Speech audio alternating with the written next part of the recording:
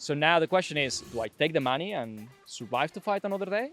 Or in 24 hours, I lose everything I fought for? And I said no. I was sleeping in train station floors. I was sleeping in benches in parks. It's not pretty. It was a very rough moment. Investors that promised 250 so that we could build the company, kick it off, kept delaying. Oh no, we need this, we need that. The day before I had to sign the term sheet, they sent me a revised term sheet where they are only going to give me £137,000 as a loan, plus 20% in advisory fees, plus 15% in equity investment, blah, blah, blah.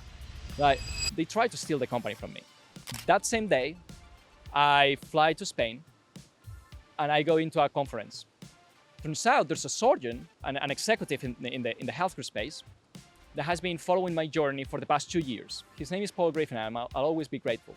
He says, I just had an exit, and I've been following your journey. I haven't made any investments, but I'm a big supporter of what you do. So if you ever need anything, just let me know. And I'm like, about that. We had a 15-minute conversation, which was as simple as, how are you?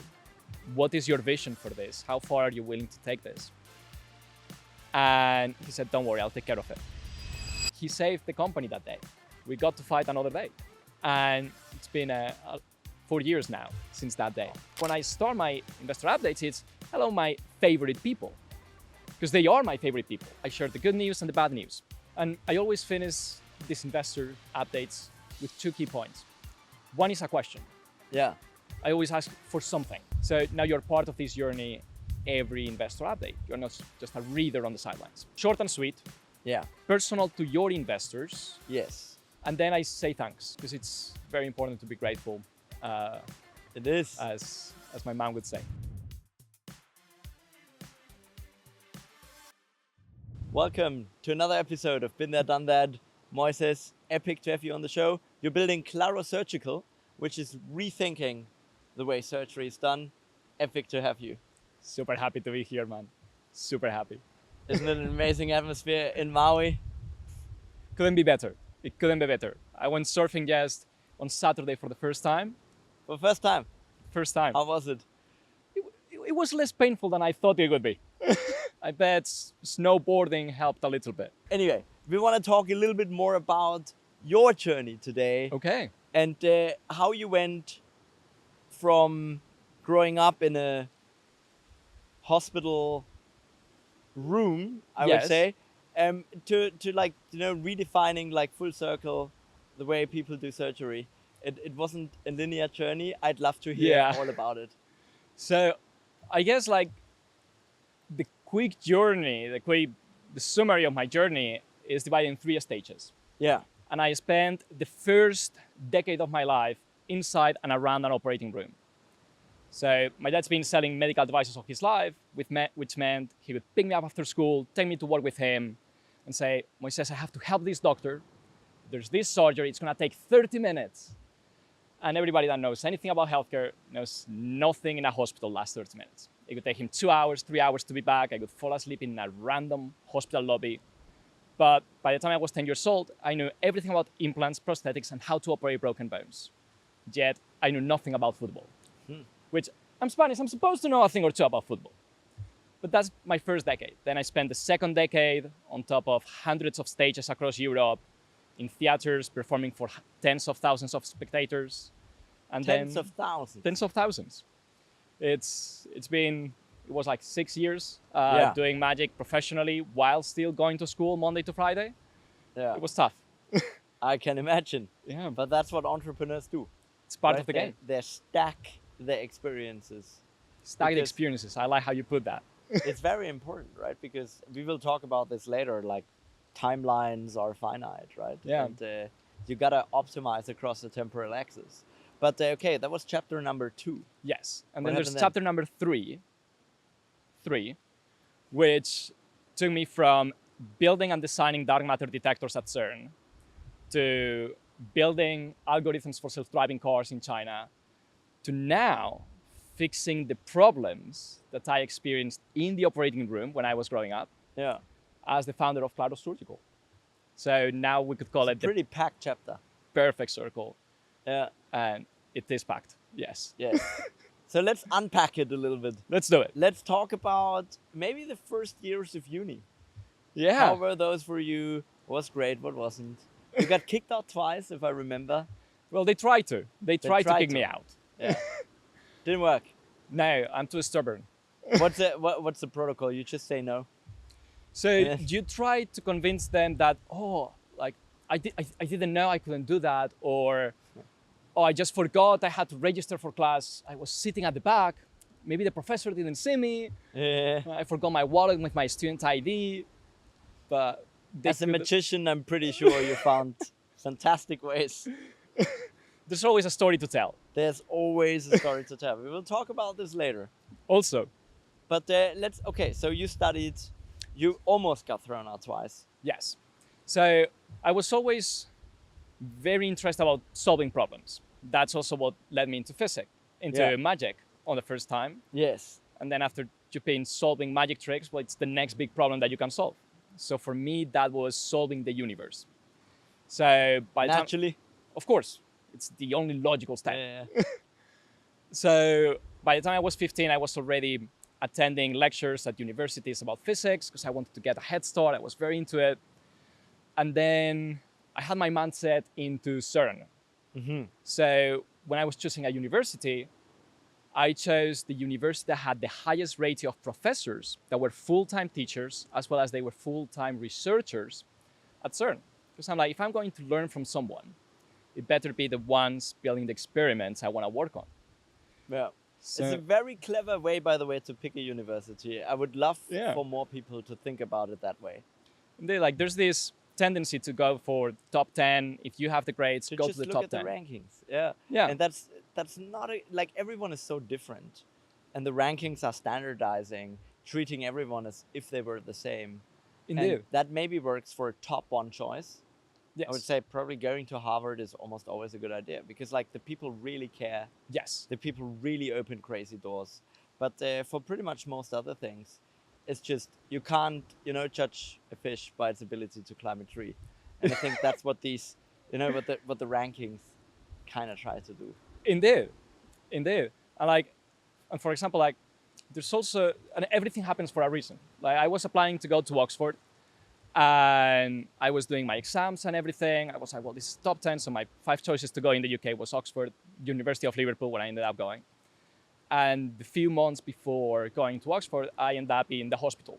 So I spent a long time in the hospital during those periods. So I couldn't study. I couldn't barely move. I almost missed the exam. But then I ended up working at CERN with an office mate that went to Oxford. So we ended up in the same spot. And he was telling me about his journey and how he has classes even on Saturdays. I spent half of my classes talking to investors, going to conferences, tinkering with X-ray machines. Yeah. I don't think I could have done that in Oxford, let's be honest. So you didn't go to Oxford because you wanted to optimize for having more time on the side to build your startup.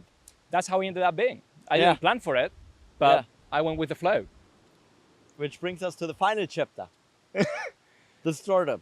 How did you get started with a startup? When did it happen? So,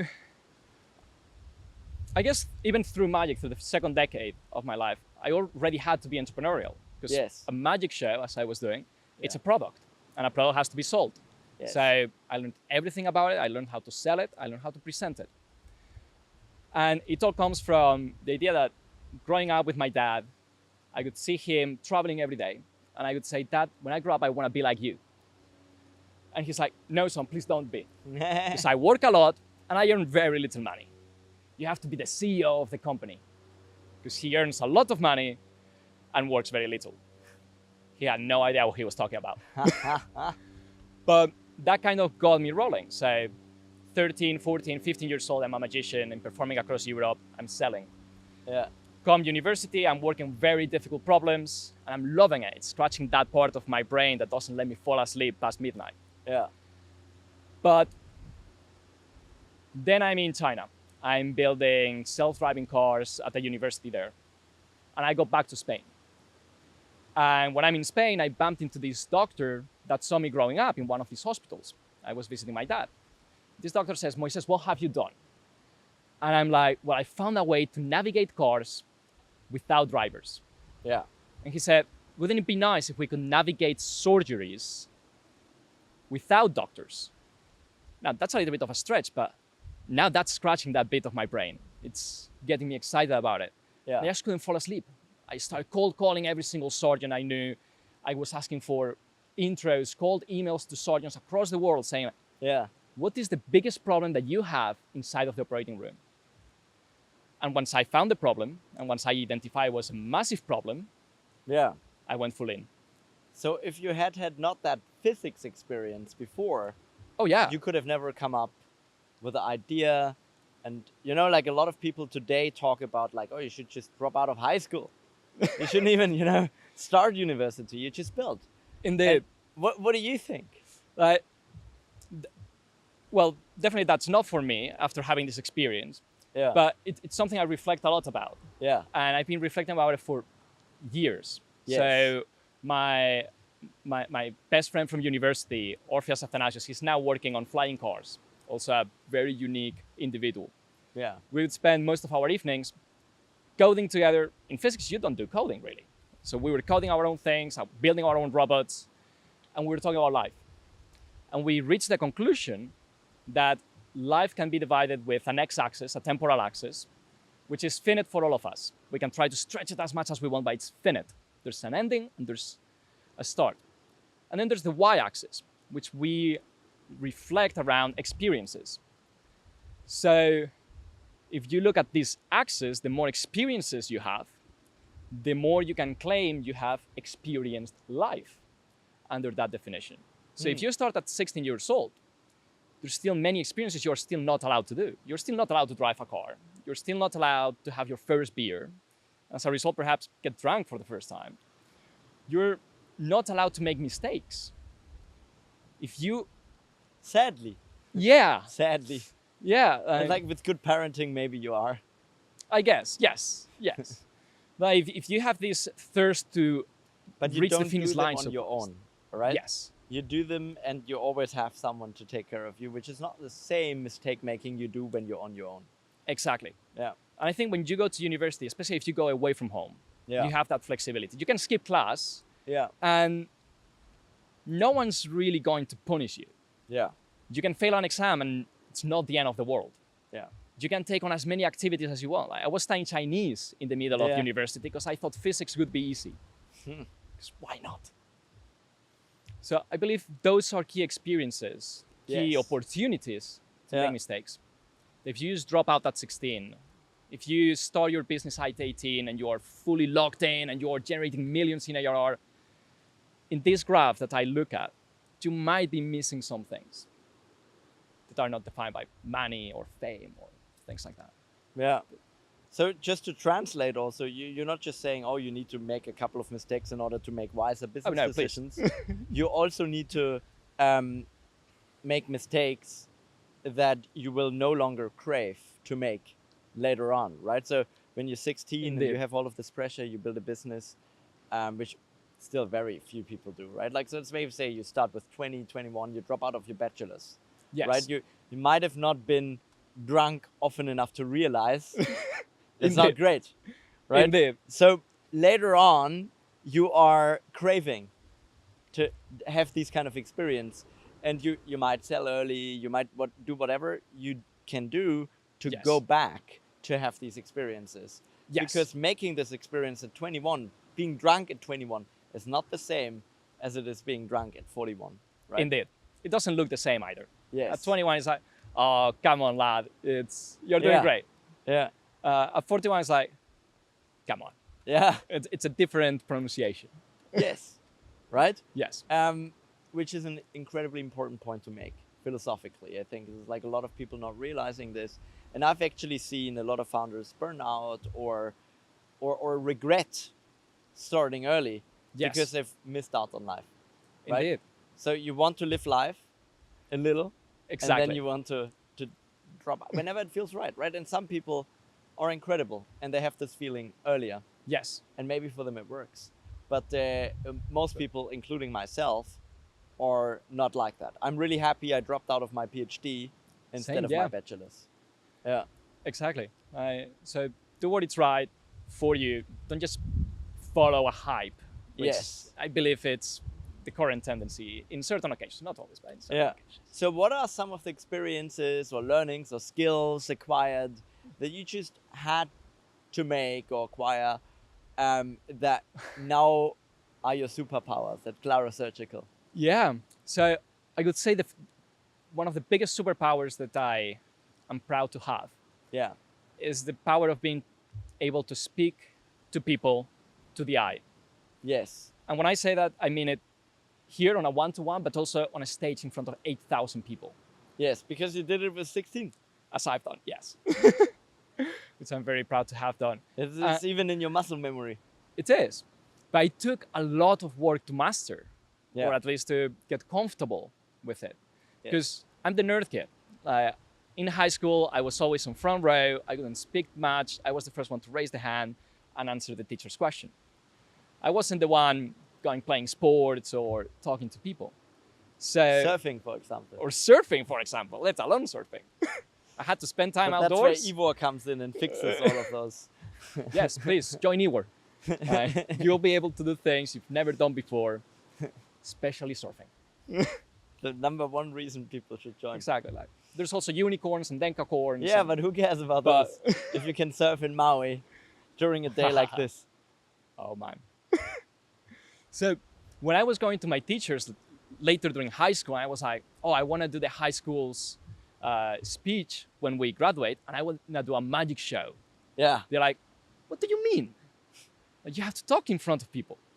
So I spent a lot of time, not just learning magic tricks, but I could spend a lot of time learning how to speak in front of an audience. I did theater for a little while.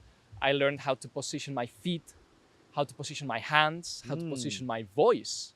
So it's not the same to talk to someone with a monotonous tone when you are telling them a story, as you are positioning your voice when you're talking to someone, as you try to share a story. And I think that then translates to this highly deep tech scientific startup where you often have very technical people focused on their work. You get to share it with people that don't understand about healthcare, that might not understand about spatial computing. You can get them excited. You can take them through this journey and they can connect with you, because the way we interact with people is the way we build trust, is the way you build lasting relationships, which is the key to create a successful startup. And you also learn to storytell. I know this because one of your investors is also from the Evo ecosystem, funnily, right? So we like, he came to my birthday party, we had dinner together, and he sat down and said, Daniel, thank you so much for introducing me to Moises. And I was like, isn't CLARO Surgical incredible? And he was like, yeah, but like, that's not why I'm thanking you. I'm thanking you because every time I read one of Moises' updates, I have so much more energy myself. And even if I, return zero of the money, like just the energy I got from it, I'm already so happy. I know Moises, I'm so happy I'm part of this journey. And that's what he shared with me that day, right? And it's certainly a superpower you have, right? You activate energy in people. You make things happen that other people don't. What do you believe, led to developing these things? Because as founders, we need to be outliers. Yeah. Right? Is this something you just have? Or is this something you believe is part of the journey? So, well, first of all, I'm very grateful for those words. I'm super happy. I'm sure you know whom I mean. If not, I can tell you later. You can tell me. I've got a pretty good idea, but just in case. Yeah. So, I put a lot of work in everything I do, and I always try to find a reason to do something because of something. Yes. I try to maximize to do things for a reason. So when I was trying to do our first investor newsletter, and then the way it evolves over the years, yes, I tried to feel the feedback, but I would ask people, friends, mostly also fellows, what are the key things that they highlight. And in many of their cases, it's, I just send traction and how much I make every month, number of active users and how many. So it's very metric oriented, which is important, which is good. But at the same time, I'm in a startup which is deep tech, takes years of development, years of regulatory approval. Yeah. So how can you get an investor that got in early to follow this journey with the same excitement as someone that would get excited about ARR increasing by a million. Yeah, exactly. Hyperscale. So I look at, and I try to be as transparent as possible. I share the good news and the bad news. So, and it always starts personal. It's not, for me, being in a startup, when we are a Series B company, when we are a public company, you have to follow a given structure. But when you are young, when you are in the early years, you have the flexibility to be yourself. I think that's the first thing. So for me, when I start my investor newsletter, my investor updates, it's, hello, my favorite people. Because they are my favorite people. Else I wouldn't have given them a piece of my cake. Yes. You are also very mindful about who joins you around, right? Yes. Which I believe is incredibly important. Yes. Because it's a long round, it's a long ride. Yes. And you can get, and it's not just about the money, because it's, okay, it's money today, but it's decision making tomorrow. Yes. And you want someone that's in your corner, that's fighting your battles for you, and is picking up the phone at 3 a.m. in the morning. You don't want someone that just messages you every few months saying like, hey, how's everything going? Yeah. Trying to push you to do more. It's like, I have a responsibility for my people, and I especially have a passion to solve this. There's nothing stopping me from doing my best every day. So I don't need you to keep reminding me this front. Yeah. In the pushy way. If you are calling to ask if I'm sleeping tonight, I'll appreciate that call. Because sometimes I forget to do that. It's a very dangerous thing. It is. It is. I got a message from an investor last night. Hey, man, how's everything going? Want to invite you to come over to visit us in the office anytime you want, because we want to introduce these amazing people, these amazing investors. I'm like, amazing. I'll get back to you in a minute. I'm just going to bed for the first time in 22 hours. And he's like, do not respond in the next 2 days. I need you rested. So that's the type of commitment I want from the other side of the table. So that's incredible. I know I have that. I start my investors updates with, hello, my favorite people, as they are. I share the latest news. I say the things that are not going well. Yeah. Because there's always something. Let's be honest. You have to. It's just we have to authentic. be honest with ourselves. Yeah. And people will build trust. Yes. Because if I always just see positive and suddenly there is negative, I've lost trust already, right? Because like I always know you tell me when it's too late. Yes. Knowing you always tell me the full picture shows me that you always give me reality. Reality is not always bright. With you most of the time though. Yes. And we can work together here, right? I think that's what a lot of people disregard. Yes. They write investor updates and they think they just share the positive, right? Which makes it inauthentic and too good to be true. Yes. And I always finish these investor updates with 2 key points. One is a question. Yeah. I always ask for something. Yes. It can be help us shape the next part of our product. What is the best name that resonates with you? Option A, B, or C. So now you're part of this journey every investor update. You're not just a reader on the sidelines.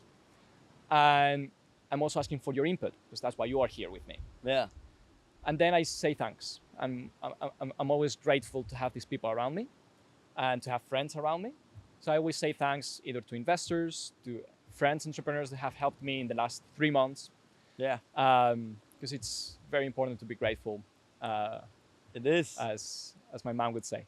A lot of people forget that in a transactional relationship, it still makes a big difference, right? And investing against equities is somewhat transactional. I don't like it to be framed that way because that's at least not what it is to me.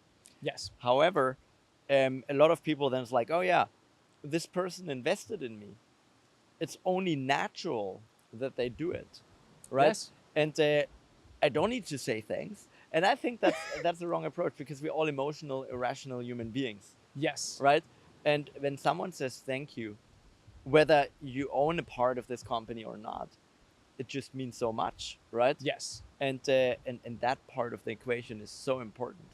Indeed. And you're getting it right.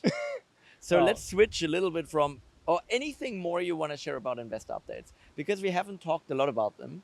And I think most people are not writing them in the right way. It's like many of them are almost a waste of time, I think. Yeah. Right. So anything more you want to share on investor updates? Otherwise, we'll. Yeah, I could say short and sweet. Yeah. Personal to your investors. Yes. Yes, add the metrics that are exciting. Yeah. But also make it emotional in the sense of, listen, this didn't work because X, Y, Z. These are the learnings that I'm making. These are my thoughts on the next steps. If you don't have a solution yet, like make sure you're open at those fronts, and be grateful. Short and sweet, metrics, personal, I'm thankful. I love it. Which brings us to the other side of the equation, which is building something that no one else, like I think no sane person, and that's I think all of your investors are a little bit insane, at least the ones I know. Which I'm like very happy with. In the very best sense, would believe a 20-somewhat-year-old kid, right, to go into deep tech, med tech. Yes. A highly regulated industry, building something that has never been built before. Yes. Technically, right? Selling into institutions that have the wildest, toughest procurement department in the world, right? and it is kind of insane to do. It is.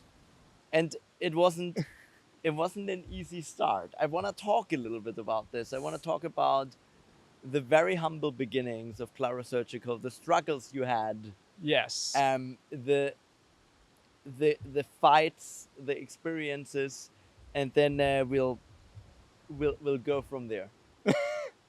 So the early years were a journey. And I say CLARO Surgical is a company that starts in October 2022, but it's a company that I've been obsessing about since 2019. And a company that I've been doing research for since 2018. So 2018, I start making all these phone calls, figuring out the market research, until I find out that 97% of surgeons that I speak with want a solution to solve this problem. Now, the problem that we are fixing is broken bone surgery, which has not changed since the 1940s. So you have to change almost 1 century worth of standard of care, worth of established mindset.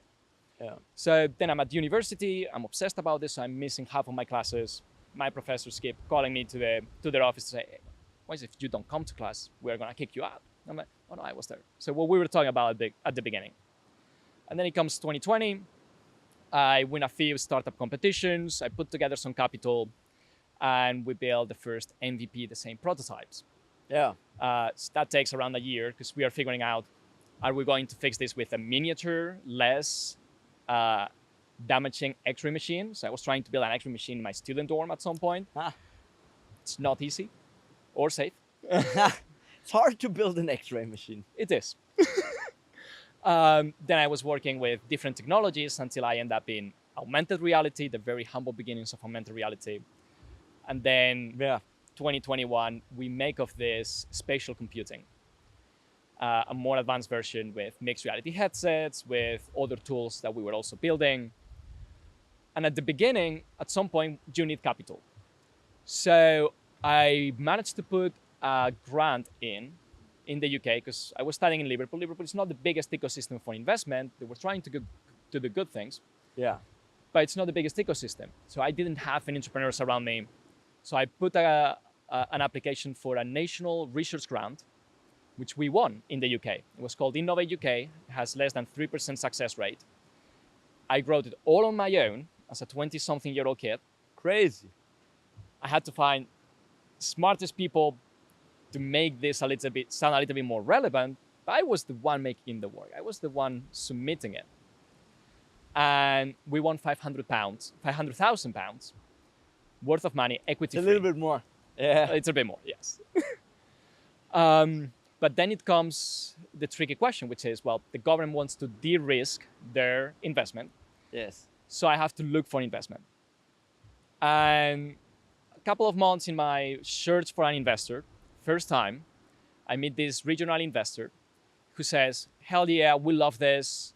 They tried the demo, they love it. I can do surgery in my own office, ha ha ha. We are going to invest $250K for 15% of the company so that you can secure the match funding for your grant.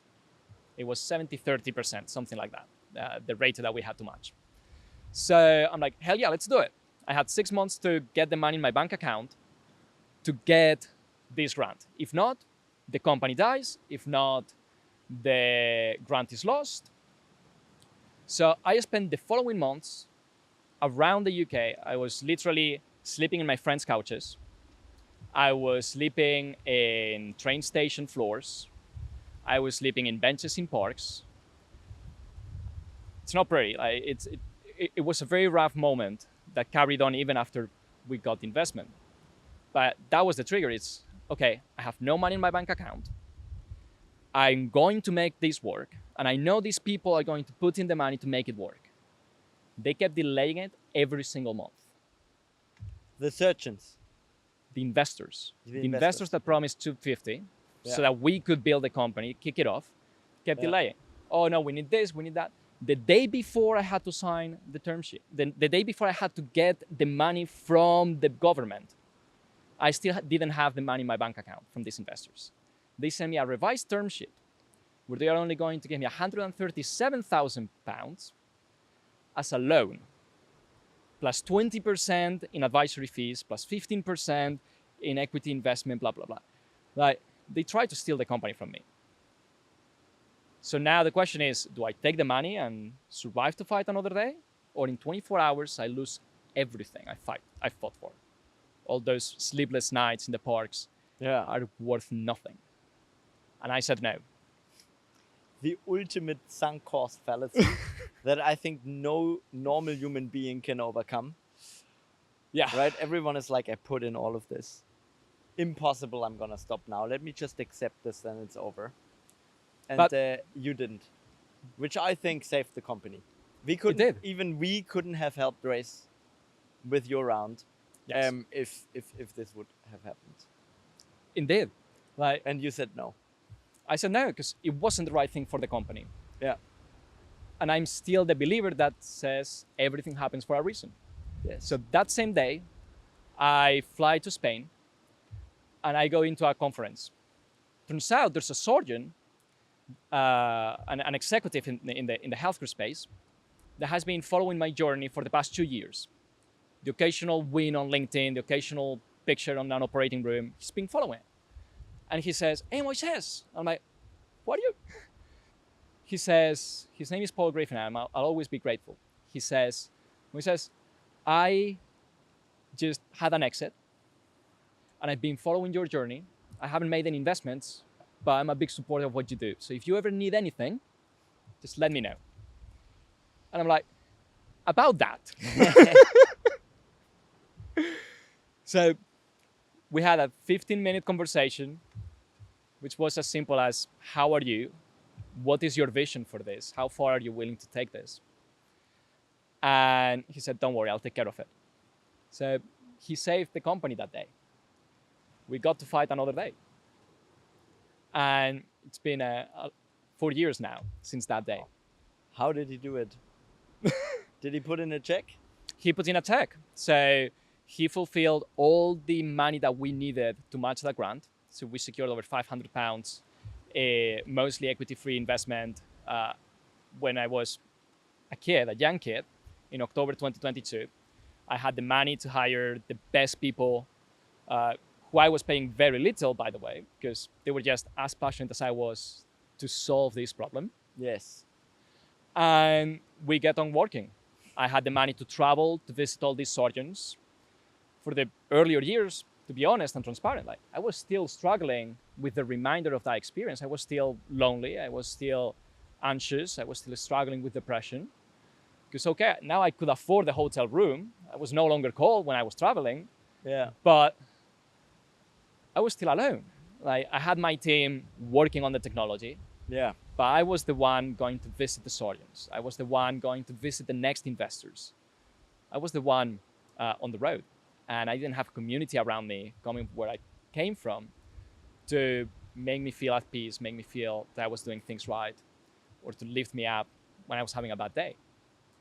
So it took work to fix that. How did you, that's so great to hear, by the way. But how did you pull yourself out of a depressive state, all of those, like dark moments? How did you do it? Because in the end, it always happens within you. Yeah, so I knew this company was going to work out. That's the first thing. I knew the problem existed, and I know it was a real problem. And because of where I grew up, I knew it was something very close to my heart that if I don't solve, I'm not going to sleep comfortably in the good night. So I had that drive, but I took the realization, it took the search, let's say, the search for more people like friends, entrepreneurs, that give me access to this. So at the beginning, it was a random email on a random post on LinkedIn from this guy that I met at Slash in 2023 saying, hey guys, I'm thinking about putting together a hacker house in London, who's in? I'm like, let's do it. It took someone that said, hey, do you want to join this community for extraordinary people under 26 years old? It's called Sigma Square. I'm like, I'm in. And then one day it also takes someone that sends you an email and says, hey, I've seen what you are doing. Do you want to have a 10-minute chat tomorrow, Saturday at 11 a.m., but signed Daniel Dippold. So that also helped. So it was that belief that everything's going to be all right in the end. And the surge, the realization that I couldn't do this alone, the realization that I had to find more people to call every day. So how has it been since? Wow. I couldn't be happier. I couldn't be happier. I can feel it. Location helps too, by the way. It does help. It does help. But then I'm going to get on a flight 16 hours. Better than dark London. To dark, grey London, rainy London, windy London. Yes. And I'm still happy. I'm in company of an amazing partner. I'm in company of people I can call every day. So it does take work. Yes. It does take people around you, and I could say the bravery as well sometimes. Like the bravery to say, hey, listen, I'm not okay. Which I assume still happens. It is. It does. It does. It's part of the game. Like no one can be okay every single day. Exactly. And I think as a founder, it's so important to accept this. Yes. And be like, okay, I can't. Which brings me to the last topic I want to talk about. Let's do it. Which is awards. You've won so many of them, I can't even count, right? And in a previous podcast, we kind of said, awards aren't really worth it. They're just a distraction. And a lot of founders that have a fame motivation, they are just chasing for award after award after award. And those people never really get anything done because they're just getting, to those awards. However, in your field, it's possibly a little bit different, right? So I would love to hear your take on awards. Yeah. When it comes to awards, like I feel grateful I've been able to win many awards. And my first experience around the world of awards was when I was doing magic, and I thought awards was everything. I'm very grateful I was surrounded by some of the best performers in my field that could always tell me, awards don't mean anything. What means is how many shows you do. And I'm like, yeah, that's true, but I want the award. I want to be the national champion of magic. Yes.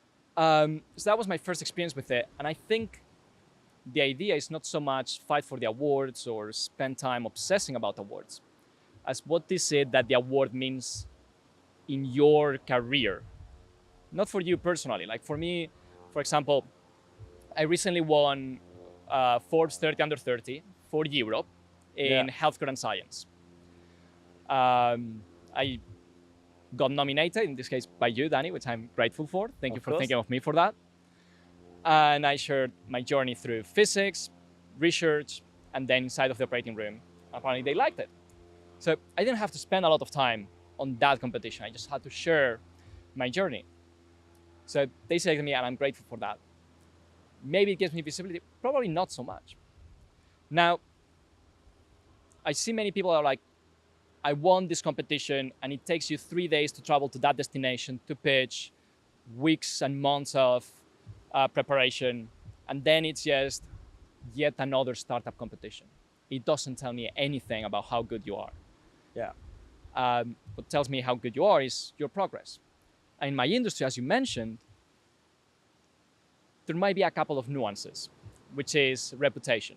I'm in healthcare. I meet surgeons as often as I can, almost every week, in person. And that's because surgeons buy from surgeons. For surgeons work on people and they deal with people. So you build a relationship by waiting in the lobby until the surgeon finishes a surgery that has been delayed by 3 hours, meeting them for coffee for 10 minutes. That's how you build a relationship in my field. Now, when you go to sell in my industry, they will always ask, well, who has done it first? That's when the logos come in nicely. And if you still haven't signed any hospitals in paper, there's other ways in which you can get these hospitals on board, which is through their internal accelerators. So there's one of the top 5 hospitals in the world, which got very interested in our work, and they introduced us to over 20 of their surgeons, and every single one of their surgeons said, this is amazing, we want it. And then they say, listen, we have this accelerator, it doesn't have any money, but it will give you access to our infrastructure. And you can use the logo any way you want. Which I'm like, well, great, like this might open doors. It costs 1% of your company to get it. I'm like, listen, I've been working on this for the past 7 years overall, like 4 years full-time building this technology. What do you mean? I thought you liked the product. I thought you want the product. It's like, yeah, we want it, but we are in the top 5 of the best hospitals in the world. Like, we need to get something exchanged. I'm like, well, thank you. I really appreciate your interest in our work, but I don't think it's going to work. Because I have built a relationship with these surgeons. And even if I don't end up working with them, even if they have this bureaucratic structure around it that doesn't allow me to, they are people, and surgeons buy from surgeons. So I know they are talking with their colleagues in other hospitals, in the other top 5. Yeah. And I have already trained over 150 surgeons from the best hospitals in the world, across the US and across Europe. So I already have that validation. I don't have to give away something for free just so that I can call myself tall in their eyes. Yeah. Incredibly important to know which ones to take, right? And which ones not to take. And also massive conflict of interest in that particular situation. But I'm glad you didn't take that. Indeed. Any final advice you want to share with the audience about what it means to build a world-transforming medtech startup? So the one thing is, and kind of following with this last topic that we covered, is focus on you. So you can see this company winning all these awards, and maybe those awards might be good for them because they are given away by their clients. So it's exposure. So don't necessarily say no to them. But that's not going to change your company. What's going to change your company is you being focused. So you knowing what you have to do, which is you have to find clients. So go out and find clients. You have to find validation. Go out and find validation. Once you have those things, then you can go and share this with investors, but don't share it with everyone. Like, don't let investors set the schedule. Like, you are a busy person. You're an entrepreneur who is very focused on what they have to do. If you have to spend 3-6 months trying to convince an investor to put in 1-2 million, you have lost 6 months of work that's worth way more than those 2 million, or way more than 10 million even, because you are building a category-defining startup. It's a legacy company, perhaps. So be focused on what you do. Focus on you. Don't be drifted away by the flashy logos or this company or this magazine featuring you. Do the work. Build your company, and people will pay attention to it. You set the timelines, you set the work, and you make it work. Let's fucking go. Let's fucking go. Thank you for this awesome episode. Thank you, my friend.